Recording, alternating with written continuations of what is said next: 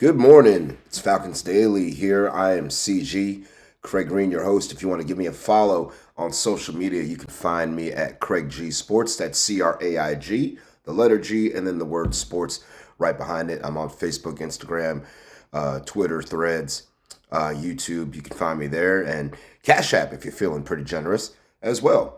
Also, you can find Fan Arch on social media. They power this platform and this show. Fan Arch is at Fan Arch Co. Their logo is up in the top left corner here, and they are at FANARCHCO is how you can find them on all the socials. Falcons are getting ready to play the Buffalo Bills on Monday Night Football. And they have some injury concerns that we've been following all throughout the week. And we have the final injury report for the Atlanta Falcons. And on that report, as not really expected, Darnell Mooney will be out for Monday Night Football. Also out for this game as well is going to be Clark Phillips. Clark Phillips is got not only a triceps injury, but also now is sick. He's got an illness, and he will miss the game entirely, and hopefully he'll be ready for next week's ball game. But what we've got also on that injury report, Laquel London, who turned up with a tricep injury on Friday's practice, did not practice at all on Saturday, and he is officially out as well. TQ Graham logged 2 full practices back-to-back on Thursday and Friday.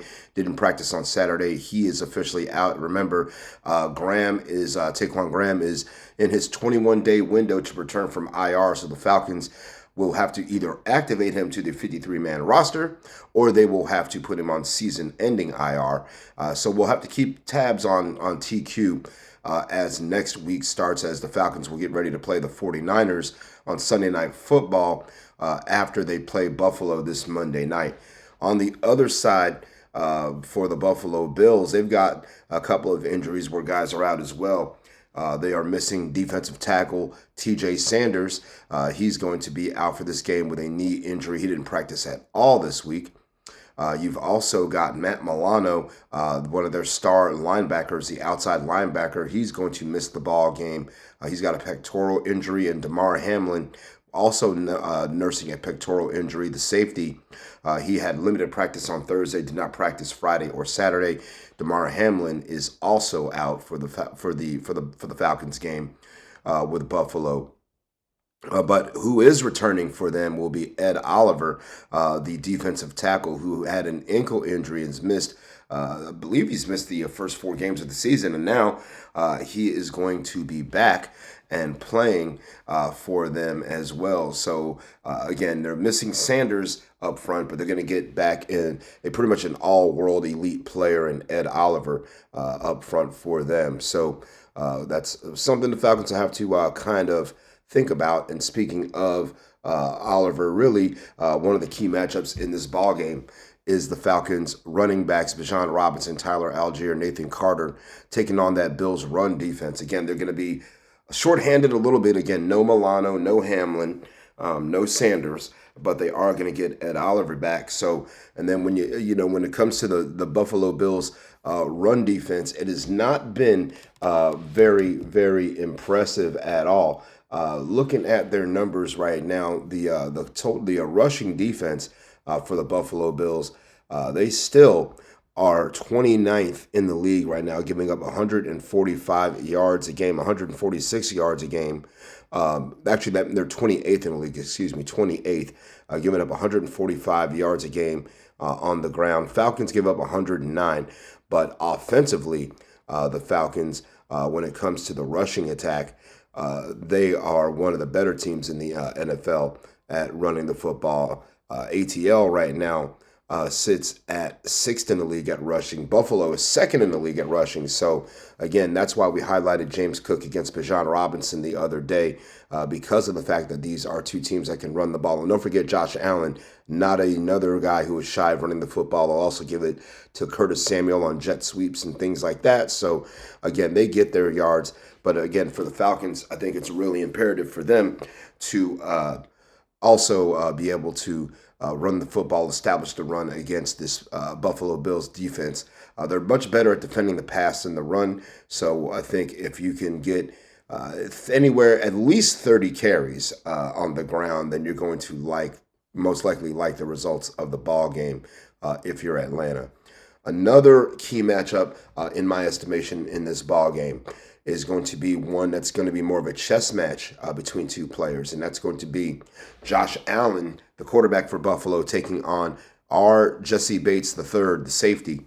And there's a really good article that's out in ESPN.com. It's a lengthy article, and it really goes through Jesse Bates' mind, his process, his note taking, his film study, how he got to where he is today.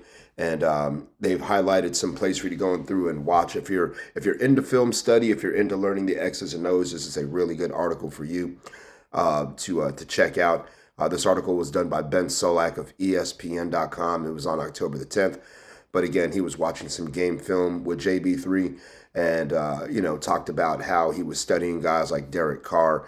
And how he made similar plays on Carr just based off of film study tendencies and things like that. So he's been in his bag watching Josh Allen. And people watching Josh Allen includes our head coach, Raheem Morris.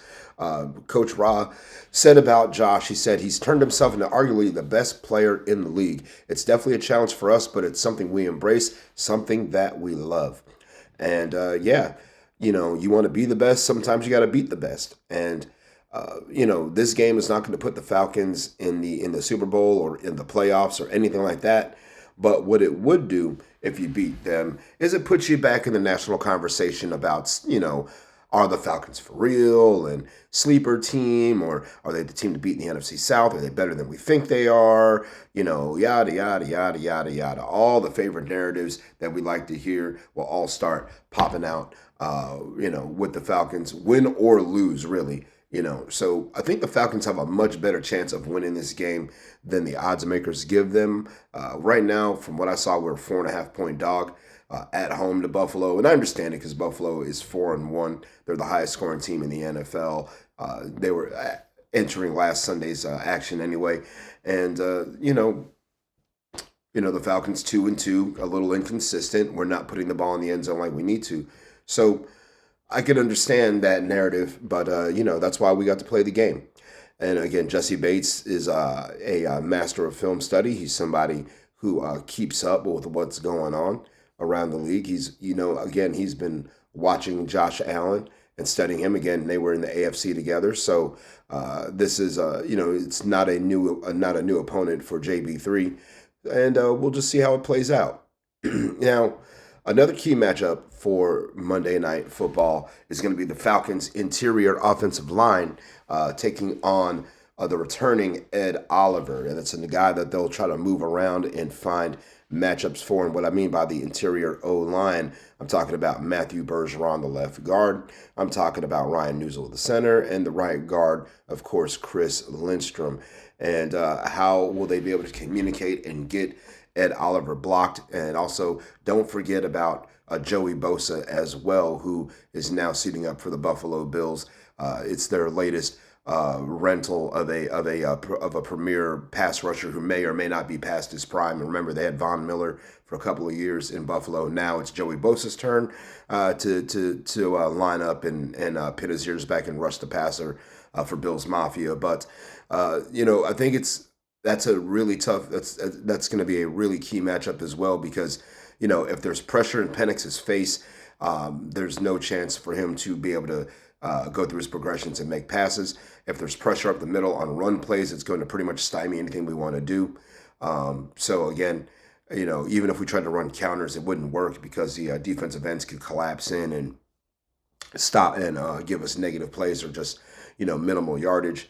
So again, it's going to be imperative for Bergeron and Newsel and Lindstrom to get off the ball and go and attack the Buffalo Bills and don't let the action come to them. So again, that's where I think the Falcons can win this ball game. And we're averaging 137 yards on the ground right now in terms of rushing, passing 226 yards a game, passing the football. So right around middle of the road, Buffalo 241 yards a game, just for comparison, and just to give you the breakdown of that.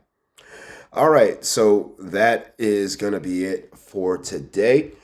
Just to give you a idea of how you can watch or listen to this ball game if you are anywhere in the United States or probably the world.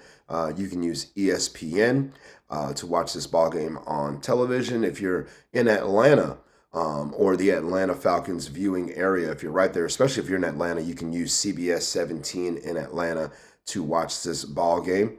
Which means you don't need ESPN if you're in the ATL. Just get you an antenna and put on 17.1. You should be good to go. If you're in the Atlanta area, the surrounding area, you can listen to the game on 92.9 The Game in the radio. Or if you don't live in Atlanta, if you have Sirius XM, you can listen to this ball game on Sirius XM channel 225. That will give you the Atlanta Falcons radio network. Wes Durham and Dave Archer, the best radio broadcast, and really probably broadcast in sports, in my opinion. Listen to it and you'll understand why. If you want to stream the game anywhere around, you can use the ESPN app and you can watch the game. You may need a TV provider, or you might need that supersized ESPN package where you get all the WWE matches and all that other good stuff. So again, Falcons Bills, 7 o'clock Monday Night Football. ESPN is the main place you can check out the game, and we'll give you a breakdown of all of that after it's over. The Falcons are wearing their throwbacks. You see I got my throwback logo on right there, and then I've also got my throwback Deion Sanders that I'll be rocking for the game on Sunday. So make sure you get your throwback and put it on. They'll be rocking the white pants with it as well, and the red helmets. Buffalo Bills will be wearing throwback uniforms as well for this game with their old logo on their helmet. So, it's going to be a fun atmosphere. Jeezy's performing at halftime if you're at Mercedes-Benz Stadium. So if you weren't going to the game and you like Jeezy, now you know. Jeezy will be there at halftime to put on for the city. So anyway, and maybe perhaps provide some thug motivation for the Falcons. All right, everybody, we will holler at you very, very soon. This is Falcons Daily. I am CG. Sayonara and buenos noches.